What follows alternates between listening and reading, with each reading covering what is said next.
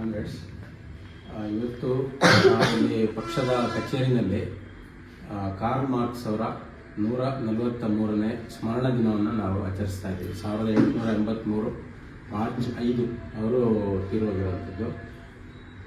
ನಿಮಗೆ ಬಹುತೇಕ ಕಾಮ್ರೇಡ್ಸಿಗೆ ಗೊತ್ತಿರುತ್ತೆ, ಅವರು ತೀರೋದ್ಮೇಲೆ ಅವರ ಒಂದು ಅಂತ್ಯಕ್ರಿಯೆ ಸಂದರ್ಭದಲ್ಲಿ ಎಂಗೆಲ್ಸ್, ಇನ್ನೊಬ್ಬ ಮಹಾನ್ ತತ್ವಜ್ಞಾನಿ, ಅವರು ಮಾಡಿರುವಂಥ ಒಂದು ಭಾಷಣ ಅಂದರೆ ಜಗತ್ತಿನ ಅತ್ಯಂತ ಮೇಧಾವಿ ಮೆದುಳು ಯೋಚನೆ ಮಾಡೋದನ್ನು ನಿಲ್ಲಿಸಿದೆ ಅಂಥೇಳಿ ಅವರು ಕೊಟ್ಟಂಥ ಒಂದು ಎಕ್ಸ್ಪ್ರೆಷನ್. ಅಲ್ಲೇ ಅವರು ಎಂಗೆಲ್ಸು ಬೇರೆ ಇದನ್ನು ಹೇಳ್ತಾರೆ, ಅಂದರೆ ನಾವೆಲ್ಲ ಅವ್ರ ಬಗ್ಗೆ ಅವ್ರು ಹೇಳ್ಕೊಂಡಿರೋದು, ನಾವೆಲ್ಲ ಹೆಚ್ಚು ಅಂತಂದರೆ ಸ್ವಲ್ಪ ಬುದ್ಧಿವಂತರಿರ್ಬೋದು, ಆದರೆ ಮಾರ್ಕ್ಸ್ ಒಬ್ಬ ಜೀನಿಯಸ್. ಅದಕ್ಕೇನೆ ಈ ತತ್ವಜ್ಞಾನ ಏನಿದೆ ಮಾರ್ಕ್ಸ್ವಾದ ಅಂತೇಳಿ, ಅದನ್ನು ಮಾರ್ಕ್ಸ್ವಾದ ಅಂತಲೇ ಯಾಕೆ ಹೇಳಬೇಕು, ನಿಮ್ಮ ಕೊಡುಗೆನೂ ಇದೆ ಅಲ್ವಾ, ಎಂಗೆಲ್ಸ್ವಾದ ಅಂತ ಹೇಳ್ಬೋದಲ್ವಾ ಅಂತ ಕೆಲವರು ಅವರಿಗೆ ಪ್ರಶ್ನೆ ಮಾಡ್ತಾರೆ. ಆವಾಗ ಎಂಗೆಲ್ಸ್ ಕೊಟ್ಟಂಥ ಉತ್ತರ ಇದೆ. ವಾಸ್ತವದಲ್ಲಿ ಎಂಗೆಲ್ಸ್ ಕೂಡ ಈ ಒಂದು ಡೈಲೆಕ್ಟಿಕಲ್ ಮೆಟೀರಿಯಲಿಸಮ್ ಅನ್ನೋ ತತ್ವಜ್ಞಾನ ಏನಿದೆ ಅದಕ್ಕೆ ಅವರದ್ದು ಅಪಾರವಾದ ಕೊಡುಗೆ ಇದೆ. ಎಕನಾಮಿಕ್ಸಲ್ಲಿರ್ಬೋದು ಅಥವಾ ಸೈನ್ಸಲ್ಲಿರ್ಬೋದು, ಫಿಲಾಸಫಿನಲ್ಲಿರ್ಬೋದು, ಇದರಲ್ಲೆಲ್ಲ ಅವರದ್ದು ಕೊಡುಗೆ ಇದೆ. ಹಾಗಿದ್ದು ಅವರು ಮಾರ್ಕ್ಸನ್ನು ಯಾವ ರೀತಿಯಲ್ಲಿ ನೋಡಿದ್ರು ಅನ್ನೋದು ನಮಗೆ ಗೊತ್ತಾಗುತ್ತೆ. ಒಂದು ಇದು. ಇನ್ನೂ ಒಂದು ಏನಂತ ಹೇಳಿದ್ರೆ, ಇವತ್ತು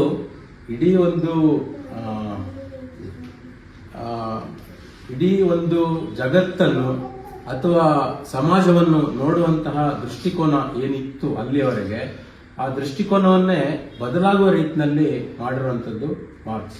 ಅವರ ಇಡೀ ವಿಚಾರಗಳನ್ನು ಸಂಕ್ಷಿಪ್ತವಾಗಿ ಕೂಡ ಇಲ್ಲಿ ಇವತ್ತು ಹೇಳೋದಕ್ಕೆ ಸಾಧ್ಯ ಇಲ್ಲ.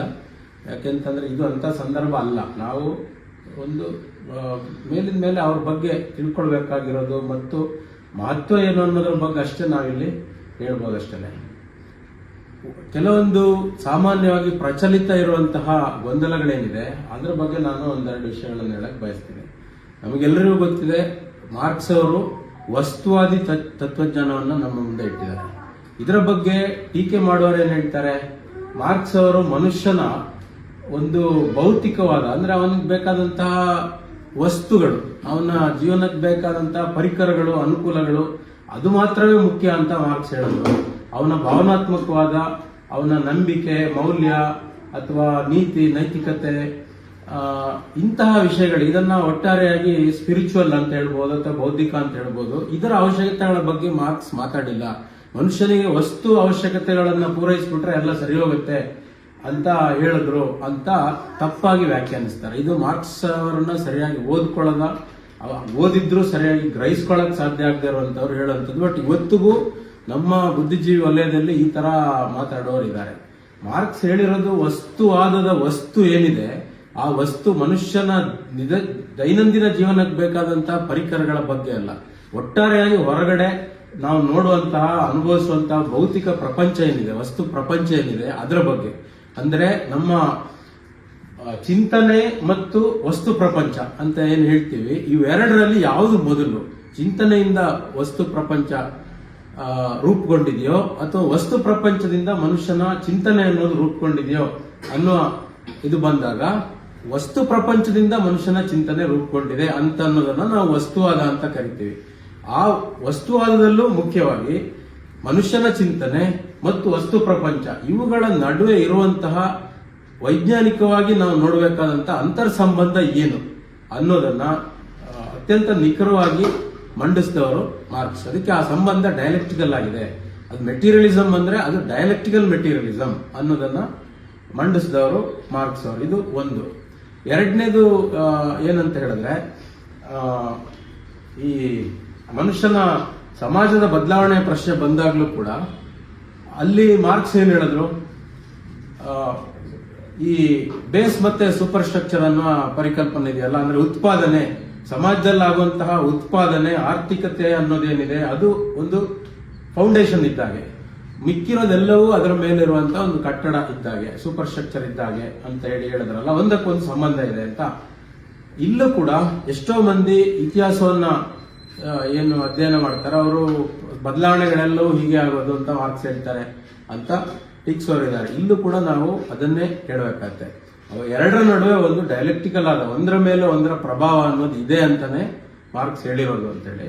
ಹಾಗಾಗಿ ಇಂತಹ ಎಷ್ಟೋ ಗೊಂದಲಗಳು ಮಾರ್ಕ್ಸ್ವಾದದ ಬಗ್ಗೆ ಇವತ್ತಿಗೂ ಇದೆ. ಅವರು ಇದನ್ನೆಲ್ಲ ಹೇಳಿ 150 ವರ್ಷದ ಮೇಲಾಗಿದೆ. ಇವತ್ತಿಗೂ ಕೂಡ ಅವ್ರ ಬಗ್ಗೆ ಅವ್ರು ಹೇಳಿದ್ದ ಹಾಗೆ ಹೀಗೆ ಅದು ಇದು ಅಂತ ಗೊಂದಲ ಸೃಷ್ಟಿಸುವವರು ಇದ್ದಾರೆ. ಆದ್ರೆ ನಾವೇನು ಅರ್ಥ ಮಾಡ್ಕೋಬೇಕು ಅಂದ್ರೆ, ಒಂದು ಇಡೀ ಜಗತ್ತನ್ನು ನೋಡುವಂತಹ ದೃಷ್ಟಿಕೋನ ಹೇಗೆ ಅನ್ನುವಂಥದ್ದನ್ನ ಕೊಟ್ಟವರು. ಮುಖ್ಯವಾಗಿ ಅದರ ಮೂಲಕ ಒಂದು ದುಡಿಯುವ ಜನಗಳ, ಶೋಷಣೆಗೊಳಗಾದಂತಹ ಜನಗಳ ವಿಮೋಚನೆ ಹೇಗೆ ಸಾಧ್ಯ ಅನ್ನೋದನ್ನ, ಆ ಫಿಲಾಸಫಿ ಮತ್ತು ನಮ್ಮ ಸಮಾಜದ ಜೀವನ ಇವೆರಡಕ್ಕೊಂದು ಸಂಬಂಧವನ್ನ ಕಲ್ಪಿಸಿ ಈ ರೀತಿಯ ಒಂದು ವಿಮೋಚನೆ ಪಡ್ಕೊಳ್ಳಕ್ ಸಾಧ್ಯ ಅನ್ನೋದನ್ನ ತೋರಿಸ್ಕೊಟ್ಟವರು ಅವರು. ಎರಡನೇದು, ಮನುಷ್ಯನ ಇತಿಹಾಸ ಅನ್ನೋದು ಅದು ಕೆಲವೊಂದು ಮಹಾನ್ ವ್ಯಕ್ತಿಗಳ ಅಥವಾ ಮೇಧಾವಿಗಳ ಒಂದು ಪ್ರಯತ್ನದಿಂದ ಆಕಸ್ಮಿಕವಾಗಿ ಆಗುವಂತಹ ಒಂದು ರ್ಯಾಂಡಮ್ ಆದಂತಹ ಬದಲಾವಣೆ. ಅದಕ್ಕೊಂದು ನಿಯಮ ಅಂತ ಇದೆ ಅನ್ನೋದೇ ಯಾರು ಹೇಳಿರಲಿಲ್ಲ. ಆದ್ರೆ ಇತಿಹಾಸವನ್ನ ನಿಯಮಬದ್ಧವಾಗಿ ಅದು ಬದಲಾವಣೆ ಆಗ್ತಾ ಬಂದಿದೆ.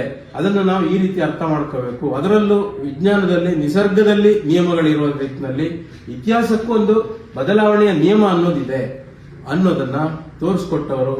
ಅದನ್ನ ತೋರಿಸಿ ಮಾಡಿ ಇದು ಹೀಗೆ ಅಂತ ಸಾಬೀತು ಮಾಡಿದವರು ಕಾರ್ಲ್ ಮಾರ್ಕ್ಸ್. ಹಾಗಾಗಿ ನಾವು ಇವತ್ತು ಕಾರ್ಮಿಕ ವರ್ಗದ ವಿಮೋಚನೆಗೋಸ್ಕರ ಹೋರಾಟ ಮಾಡ್ತಾ ಇರುವಂತಹ ಒಂದು ಕಮ್ಯುನಿಸ್ಟ್ ಪಕ್ಷದ ಸದಸ್ಯರಾಗಿ ಇವುಗಳನ್ನ ಇನ್ನೂ ಚೆನ್ನಾಗಿ ಗ್ರಹಿಸಬೇಕಾಗಿರುವಂತದ್ದು ಮತ್ತು ಅದನ್ನ ನಮ್ಮ ಜೀವನದಲ್ಲಿ ಅನ್ವಯಿಸಿ ಅದನ್ನ ಕಾರ್ಮಿಕರಿಗೂ ಕೂಡ ಅರಿವು ಮೂಡಿಸುವಂತದ್ದು, ಇವೆಲ್ಲ ಜವಾಬ್ದಾರಿ ನಮ್ಮ ಮೇಲಿದೆ. ಹಾಗಾಗಿ ಇವತ್ತಿಗೂ ಕೂಡ ನೀವು ಮ್ಯಾನಿಫೆಸ್ಟೋದಲ್ಲಿ ಕಮ್ಯುನಿಸ್ಟ್ ಪಾರ್ಟಿ ಓದಿದ್ರೆ ಅದು ಬರೀ 30-40 ಪುಟಗಳ ಒಂದು ಪುಸ್ತಕ ಆದ್ರೂ ಕೂಡ ಅದು ಎಷ್ಟು ಒಂದು ಇವತ್ತಿಗೂ ಕೂಡ 150-175 ವರ್ಷಗಳ ನಂತರವೂ ನಮ್ಮ ಸಮಾಜಕ್ಕೆ, ನಮ್ಮ ಪ್ರಪಂಚಕ್ಕೆ ಯಾವ ರೀತಿಯಲ್ಲಿ ಅನ್ವಯ ಆಗುತ್ತೆ ಇವೆಲ್ಲ ನಮಗೆ ಗೊತ್ತಾಗುತ್ತೆ. ಹಾಗಾಗಿ ಈ ಒಂದು ಮಾರ್ಕ್ಸ್ವಾದಿ ತತ್ವಜ್ಞಾನವನ್ನ ಮತ್ತು ಅದನ್ನ ಸಮಾಜದ ಮೇಲೆ, ಎಲ್ಲ ಹೋರಾಟಗಳ ಮೇಲೆ ಅನ್ವಯಿಸಿ ಅದನ್ನ ಅರ್ಥ ಮಾಡ್ಕೊಳ್ಳೋದು ಹೇಗೆ ಅನ್ನೋದನ್ನ, ಇವೆಲ್ಲವನ್ನು ಇನ್ನೂ ನಾವು ಆಳವಾಗಿ ಗ್ರಹಿಸಬೇಕು. ಅದನ್ನ ನಾವು ನಮ್ಮ ಜೀವನದಲ್ಲಿ ಇದು ಏನಂತೀವಿ ಪಾಲಿಸಬೇಕು, ಆಚರಣೆಗೆ ತರಬೇಕು. ಈ ಎಲ್ಲ ಒಂದು ಜವಾಬ್ದಾರಿ ನಮ್ಮ ಮೇಲೆ ಇದೆ. ಮಾರ್ಕ್ಸ್ ಅವರ ಸ್ಮರಣ ದಿನವನ್ನು ನಾವು ಅವ್ರನ್ನ ನೆನಪಿಸ್ಕೋತಾ ಇದ್ದೀವಿ ಈ ದಿನ ಅಂತಂದ್ರೆ, ಇಂಥ ಒಂದು ಹೋರಾಟದ ಭಾಗವಾಗಿ ನಾವು ಅವ್ರನ್ನ ನೆನಪಿಸ್ಕೋಬೇಕು, ಇನ್ನೂ ಹೆಚ್ಚು ಅವ್ರನ್ನ ಅಧ್ಯಯನ ಮಾಡಬೇಕು ಅಂತೇಳಿ ಈ ಸಂದರ್ಭದಲ್ಲಿ ನಾನು ನಮ್ಮೆಲ್ಲರಿಗೂ, ನನ್ನನ್ನು ಸೇರಿ ಎಲ್ರಿಗೂ ನಾನು ನೆನಪಿಸ್ತಾ ನನ್ನ ಒಂದು 2 ಮಾತುಗಳನ್ನು ಮುಗಿಸ್ತಾ ಇದ್ದೀನಿ. ಕಾರ್ಲ್ ಮಾರ್ಕ್ಸ್ ಅವರ ನೆನಪು ಅಮರವಾಗಲಿ, ಮಾರ್ಕ್ಸ್ವಾದ ಲೆನಿನ್ವಾದ ಚಿರಾಯುವಾಗಲಿ.